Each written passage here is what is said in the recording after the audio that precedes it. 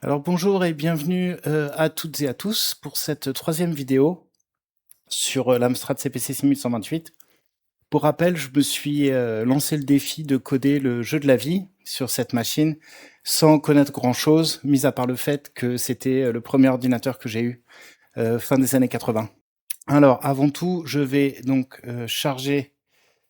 Alors j'allume le lecteur du disquette et je vais charger la disquette sur laquelle on avait enregistré nos petits programmes la dernière fois.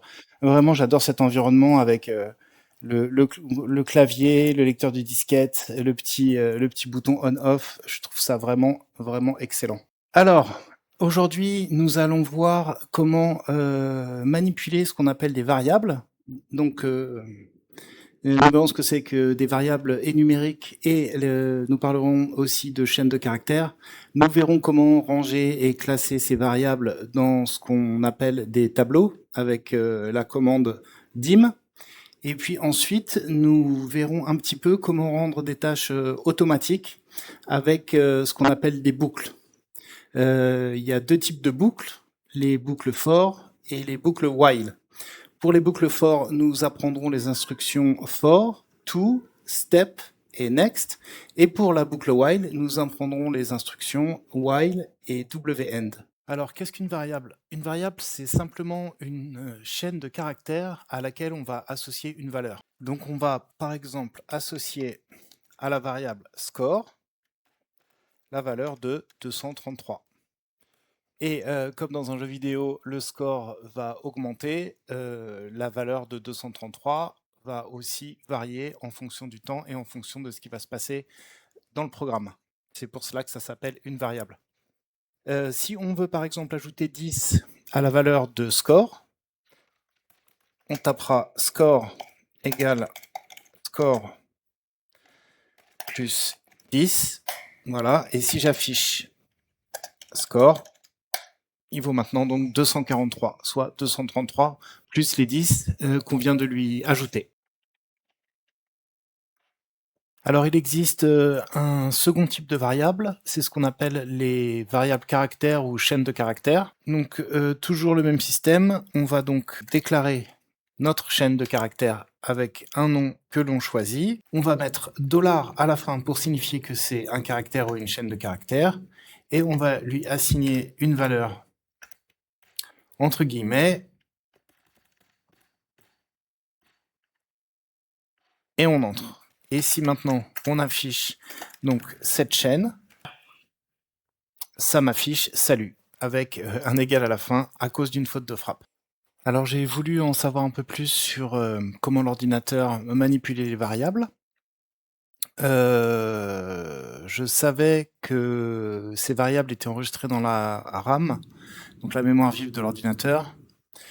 Et du coup, j'ai trouvé ces informations. Donc, on avait vu que la mémoire RAM disposait de 64 kilooctets de capacité de mémoire.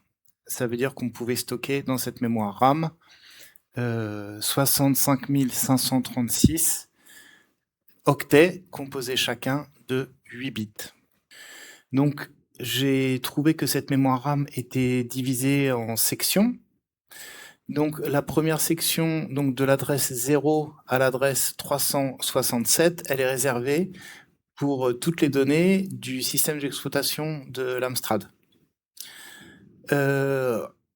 Entre une adresse qui s'appelle IMEM et l'adresse 49 151, il y a de la place mémoire libre pour stocker des données ou des instructions. De l'adresse 49 151 à l'adresse 65 535, c'est là où l'on trouve la mémoire vidéo qu'on appelle aussi VRAM. Et nous, ce qui nous intéresse, c'est donc une partie de la RAM qui est réservée pour tout ce qui est basique, et les variables et les tableaux.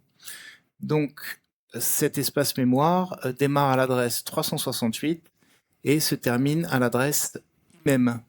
Alors, IMEM, c'est une adresse mémoire, mais qui n'est pas fixe. Elle a une certaine valeur lorsque l'ordinateur est allumé, mais on peut la modifier pour soit augmenter l'espace mémoire, donc alloué aux variables et au tableau du basique, soit au contraire pour diminuer l'espace mémoire alloué de base pour le basique, afin de libérer plus de mémoire libre pour stocker d'autres types d'informations. Nous avons créé notre variable score qui a été mise à une adresse mémoire. Ça, on ne contrôle pas. C'est le programme qui va allouer l'adresse mémoire. Et on a stocké à cette adresse mémoire la valeur 233. Voilà, qu'on a représenté ici en langage binaire. Ensuite, on ajoute 10 à la valeur initiale de score, donc score plus 10, et à la même adresse, donc l'adresse 371, la valeur contenue dans la case donnée de cette adresse vaut 243, soit 233 plus 10. Et là, 243 représenté en langage binaire. Alors, je me suis un petit peu renseigné sur l'adresse IMEM, et on peut y avoir accès en tapant print IMEM.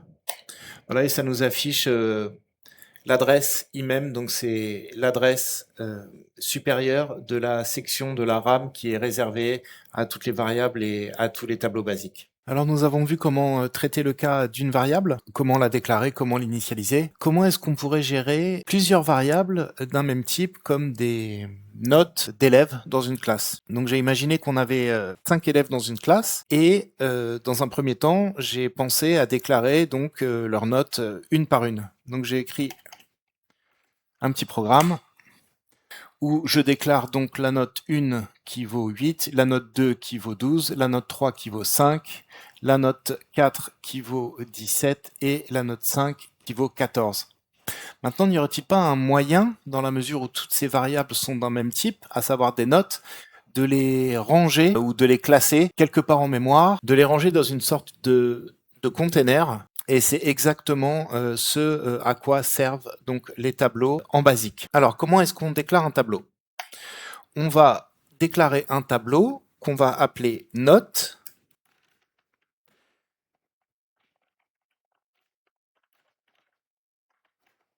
Donc un tableau dans lequel on va ranger toutes nos notes. Une fois qu'on a donné le nom au tableau, on met le signe $ et on va lui dire qu'il aura 5 cases. Nous pourrons accéder aux valeurs des cases de ce tableau grâce à un système d'indexation, c'est-à-dire que la première case aura un indice qui vaudra 0, la deuxième case, l'indice vaudra 1, la troisième case, l'indice vaudra 2, etc. J'ai déclaré mon tableau, donc de 5 cases, mais je n'ai pas encore initialisé les valeurs de chaque case. Alors, je vais lancer mon programme. Donc, le tableau a été déclaré. Maintenant, je vais regarder ce que contiennent les 5 cases du tableau. Donc, pour cela, je vais écrire print, le nom du tableau, et la première valeur, c'est-à-dire la valeur qu'il y a dans la première case du tableau, à savoir la case 0 du tableau. Donc là, c'est 0. Je vais regarder pour la troisième case, donc d'indice 2, et c'est 0. Donc à l'initialisation d'un tableau, il semblerait que les cases soient par défaut remplies avec la valeur 0. Donc voyons voir maintenant comment rentrer des valeurs dans les cases de mon tableau. Donc pour ça, rien de plus simple, je vais donc indiquer le nom du tableau, le numéro de la case du tableau, égal, et je vais lui donner la valeur 8. Même chose pour la deuxième case de mon tableau, donc d'indice 1, à laquelle je vais donner la valeur 12. Et si maintenant j'affiche note de 1, on voit bien qu'il y a maintenant la valeur 12 dans la deuxième case de mon tableau d'indice 1. Comme pour les variables, j'ai voulu rechercher un petit peu comment tout ça se déroulait au niveau de la machine. Petit récapitulatif, sur les tableaux, voici la syntaxe. On déclare un tableau avec l'instruction dim, on donne le nom à notre tableau, on finit le nom par le petit symbole $, Et ensuite, entre parenthèses, on indique le nombre de cases de notre tableau. Ici, j'ai créé un tableau que j'ai appelé notes, qui contiendra 5 cases pour les 5 notes de mes élèves. Mon tableau sera indexé de 0 à 4, puisqu'il a 5 cases. On accédera à chacune des cases de mon tableau en notant le nom du tableau avec le numéro d'index. Donc pour accéder à la case 0 de mon tableau, donc la première case, on écrira note, entre parenthèses, l'index de la case. Au début, lorsqu'on initialise un tableau, les valeurs sont de 0 dans toutes les cases de mon tableau. Je peux initialiser mon tableau avec cette syntaxe, le nom de mon tableau, entre parenthèses l'index, à qui j'assigne une valeur. Donc la première case de mon tableau d'index 0 aura maintenant la valeur 8. Voyons voir ce qui se passe lors de la déclaration du tableau au niveau de la mémoire RAM. Je déclare mon tableau de la sorte dim nom de mon tableau, je termine par le signe $ et je mets entre parenthèses le nombre de cases de mon tableau. Donc on avait créé un tableau qu'on avait appelé notes et qui contenait donc 5 notes. Au moment de l'initialisation de mon tableau, il va y avoir une adresse qui va être allouée au nom de mon tableau, note, dans lequel on va placer la valeur de la première case de mon tableau. Les autres nombres de mon tableau se situeront dans les adresses qui suivent immédiatement l'adresse allouée à mon tableau note. Donc à l'adresse 370, on retrouvera la valeur 8. À l'adresse 371, on retrouvera la valeur 12. À l'adresse 372, on retrouvera la valeur 5, etc., etc. Toutes les valeurs de mon tableau se situent dans des adresses qui se suivent directement. On accédera à chacune des valeurs de notre tableau avec la syntaxe suivante, nom de mon tableau et l'index de la case du tableau entre parenthèses. Tout comme les variables, les tableaux sont évidemment stockés dans la section de l'espace mémoire alloué pour tout ce qui a trait aux variables et aux tableaux en langage basique. Merci beaucoup pour tous ceux qui ont eu la patience et le courage d'arriver jusque-là. Je sais que c'est un petit peu dense, que c'est peut-être parfois un petit peu répétitif, mais l'idée c'est de vous expliquer vraiment en détail ce que j'ai appris et ce que j'ai compris pour comprendre exactement ce qui se passe sur l'Amstrad. Alors juste encore un tout petit peu de patience. Il nous reste 2-3 trucs à voir avant de vraiment commencer à s'amuser. Après avoir vu les variables et les tableaux, il reste une dernière chose très très importante à voir. Ce sont les boucles. Alors qu'est-ce que c'est qu'une boucle? Donc une boucle, ce sont des instructions qui vont permettre de réaliser des tâches de façon répétitive. Il existe 2 types de boucles, les boucles for et les boucles while. Donc admettons que je vais écrire un petit programme qui affiche 5 fois le mot salut.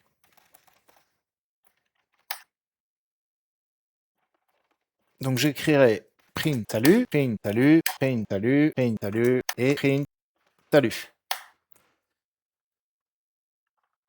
Lançons ce programme et on a bien salut qui est écrit 5 fois. Alors en basique, il existe une instruction pour faire répéter un certain nombre de fois une tâche. Cette instruction, c'est l'instruction for. Et voilà comment est-ce qu'elle fonctionne. Reprenons l'exemple de l'affichage de 5 fois d'affilée le mot salut. Voilà comment je vais coder ça de façon automatique. Donc for i est égal à 1, to 5,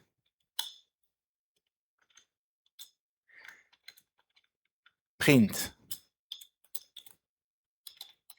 salut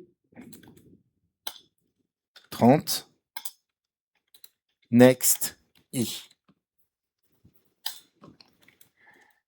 Lançons le programme et on a 5 fois salut qui s'affiche. On appelle ça une boucle et on utilise l'instruction for pour créer une boucle qui va répéter un certain nombre de fois une tâche bien précise. On va voir en détail comment ça marche. Alors je viens de m'apercevoir que j'ai fait un petit oubli. Je vais donc modifier un petit peu le code avant de passer au détail. Donc je reviens à ma ligne de code numéro 10 et je vais rajouter step 1. Voici nos instructions pour déclarer et exécuter une boucle for. Donc, on commence par 10 for i égale 1 to 5 step 1. Donc en fait, ça c'est la partie initialisation de la boucle for. On a donc notre variable i à laquelle on va donner une valeur initiale de 1. Puis deux constantes. La première constante, c'est la valeur de sortie de boucle à qui on donne la valeur 5. Et la deuxième constante, c'est le pas de la boucle à qui on donne la valeur de 1. Que va-t-il se passer exactement? Le programme va rentrer dans la boucle, va initialiser les différentes valeurs. Donc, va initialiser i à 1, la valeur de sortie de boucle à 5 et le pas de la boucle à 1. Ensuite, il va y avoir un contrôle. Si i est supérieur à la valeur de sortie de boucle, à ce moment-là, le programme sort de la boucle. Si i est inférieur à la valeur de la sortie de boucle, à ce moment-là, le programme exécutera la tâche à répéter, puis le programme passera à l'incrémentation, ça veut dire l'augmentation de i, de la valeur du pas, puis ensuite repassera au niveau du contrôle, etc., etc. Et donc on voit bien ici la boucle. Alors avant de clôturer cette vidéo, je vais vous parler des boucles while, dont la syntaxe est comme ça. Alors je vais déclarer une variable a que je vais initialiser à 10.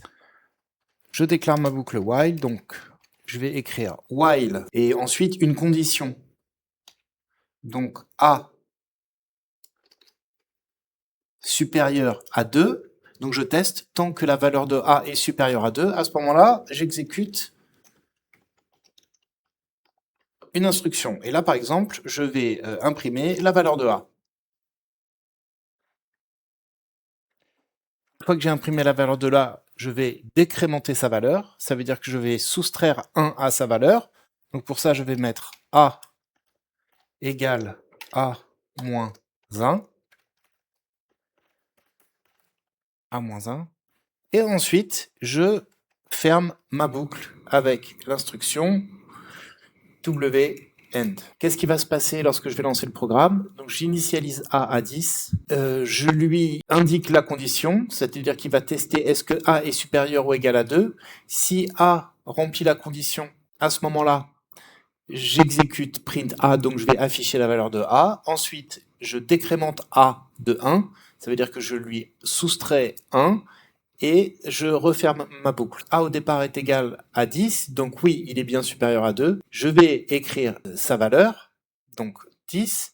Ensuite, A, je lui enlève 1, il vaudra 9. Et je reviens. Est-ce que A est supérieur à 2? Oui, parce qu'il vaut 9. Je vais écrire 9. Je vais soustraire 1, donc A va valoir 8, etc., etc.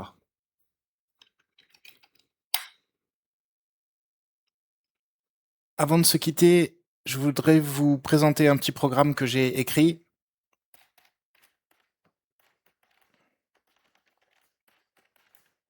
Et qui reprend les notions de boucle qu'on a vues aujourd'hui, et c'est juste un petit exemple de ce qu'on peut faire.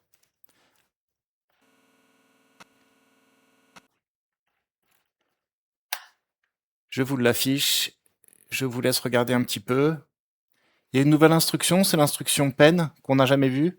En fait, pen, c'est juste une instruction qui permet de changer la couleur du texte, et donc de profiter des 4 couleurs du mode 1 et des 16 couleurs du mode 0. J'efface l'écran et je lance mon programme. Merci beaucoup à tous, à plus.